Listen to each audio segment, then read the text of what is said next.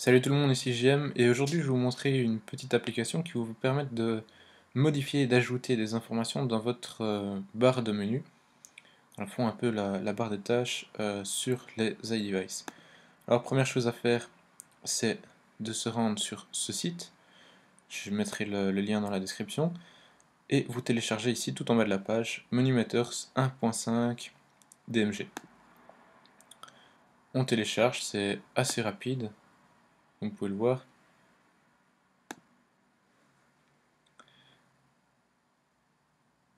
Voilà, il télécharge. Ça, on peut quitter. Allez voir. Voilà, mon téléchargement est fini. Menu Matters, je vais le mettre sur le bureau. Donc voilà, ça nous met un disque DMG. On l'ouvre. Et alors ici, on a Menu Matters Installer. Vous n'êtes même pas obligé de le mettre sur votre disque dur. Vous l'ouvrez simplement. Hop. Vous faites ouvrir. Et là, ben moi, je l'ai déjà installé, donc il me demande si je veux le désinstaller ou quoi. Vous l'installez. Moi, je vais garder ça au cas où je voudrais le désinstaller par la suite. Vous installez et à la fin de l'installation, vous quittez la fenêtre. Ensuite, vous vous rendez dans les réglages, préférences système, et ici vous avez une nouvelle icône dans Autres, Menu Matters. Bon, je le fais avec un accent pourri, mais tant pis. Et alors voilà, on peut commencer à afficher des nouveaux trucs. Alors ici, on peut afficher le CPU. Et on voit ici, ça met l'activité en fait de l'ordinateur. Alors vous pouvez mettre sous forme graphique, sous forme de pourcentage, graphique et pourcentage, thermomètre, puis combinaison un peu de thermomètre graphique et pourcentage. Donc vous pouvez mettre ça de telle ou telle manière que vous voulez. Alors vous pouvez aussi choisir à quel intervalle il se met à jour. Donc on peut mettre par exemple, si je le mets à 6 secondes,5, il faudra attendre 6 secondes avant qu'il se recharge. Donc on va voir. 6 secondes c'est peut-être un peu beaucoup. Enfin voilà, vous le mettez un peu genre si je le mets à toutes les secondes ici, vous voyez peut-être que ça bouge légèrement. Voilà. Alors vous pouvez afficher la charge moyenne des processeurs ici, comme un simple. Donc si je le coche, je n'ai qu'un simple graphique. Si je le décoche, j'en ai 4. Alors si je clique dessus, vous voyez que j'ai toutes les informations nécessaires. Et enfin ici, on peut choisir en quelle couleur on a la charge de l'utilisateur et la charge système. Si vous voyez bien, vous voyez que en dessous c'est vert, au-dessus c'est rouge. Donc voilà, on devine à peine. Alors, disque, on peut afficher l'activité du disque. Alors je vais juste retourner dans CPU, mettre ça sur un seul comme ça. Ça me prend moins de place. Alors, afficher l'activité du disque. Donc ici on a le disque qui nous montre son activité via des flèches. Alors on peut de nouveau mettre juste les flèches.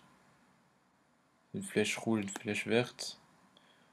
Des flèches simples sans couleur. Des LED. Bon, c'est un vieux logiciel, donc les graphismes sont pas excellents, mais ça marche sur OS X Lion, donc c'est assez intéressant. Ici, nouveau intervalle de mise à jour. Et quand vous sélectionnez ici le disque, vous pouvez choisir soit de l'ouvrir dans le Finder, soit de d'éjecter le disque.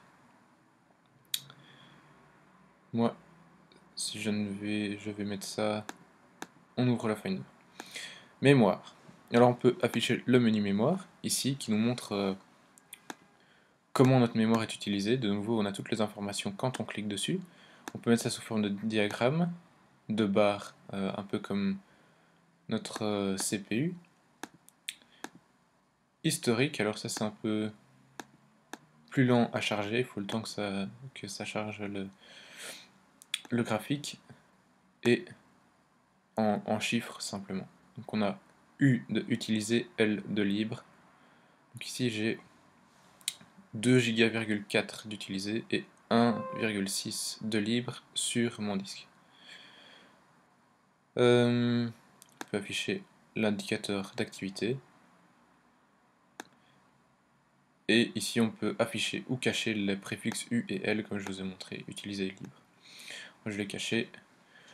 Alors ce qu'on peut faire c'est soit les afficher, soit on peut les retirer et pour bien retenir on peut choisir nous-mêmes nos couleurs. Donc ici je vais prendre, je vais garder le vert pour libre, ça veut dire que je peux les utiliser, et du rouge pour l'utiliser puisque je ne peux plus les utiliser. Donc voilà, ça je vais mettre ça comme ça. Et enfin le réseau, afficher le menu réseau, donc vous voyez que vous avez tout le temps affiché le menu Intel, hein. Donc ici on affiche le menu réseau qui est d'ici. Alors de nouveau on a plein d'informations. Et de nouveau on peut choisir texte, flèche, graphique.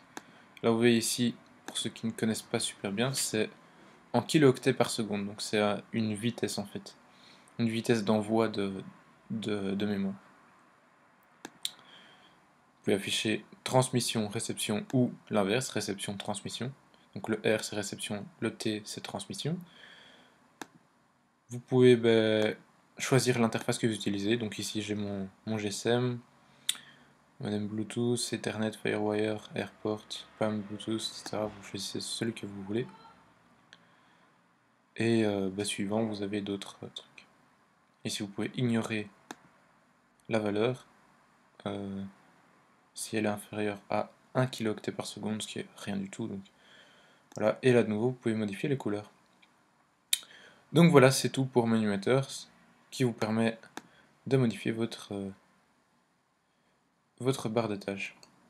J'espère que ça vous aura plu. Vous pouvez trouver l'article d'iPodTouch Lisa Pro sur le sujet dans la description, ainsi qu'un lien pour télécharger Menumeters et télécharger mon fond d'écran comme d'habitude.